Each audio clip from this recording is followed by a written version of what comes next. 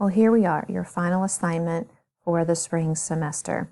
You are going to be developing a gratitude tree. This assignment will be due on Monday, May 4th. If you are feeling creative and you want to submit this earlier, that's great, but Monday, May 4th is the actual due date. If you need extended time, please communicate that with me much in advance, much earlier than May 4th. So that's right, you're going to get creative and develop this gratitude tree. So what do you need to do? First, number one, is you're going to create the tree. And so consider the meaning of who and what's on the ground below the tree. Think about the actual trunk and the branches, the leaves. So all of the different components of the tree and how that might look for you and what you are grateful for or who you are grateful for in your life at this time. So you have the flexibility to create the tree with however is best for you. Using colored pencils, if you would like to do this digitally on your computer, that's fine. You can make it out of construction paper and then submit an image. So it really is up to you.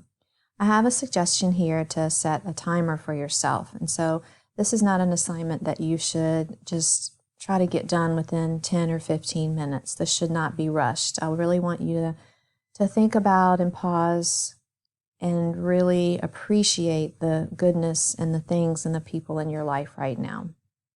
My hope is that eventually you'll post this picture, this tree that you've created somewhere in your living environment as a really good reminder of the goodness in your world even now.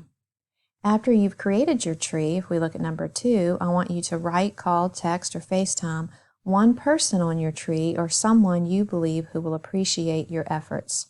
Share your gratitude tree with that person and discuss why you are grateful for them or the different things you've included on your tree. Feel free to contact more than one person, but for this assignment, you only need to do one. After you've done that, you're going to write a short reflection. And so down here, I've given you exactly what I want you to include in your reflection. So the first one, you'll have minimum of 2 paragraphs. Please feel free to write as much as you want. So the first one is, how did you feel about creating this gratitude tree and sharing it with someone? And the second piece is, how would you describe gratitude? Why is it important to be grateful amidst the unknown? You're going to submit a full-page picture of your gratitude tree along with your reflection on Blackboard. I want this to be one document.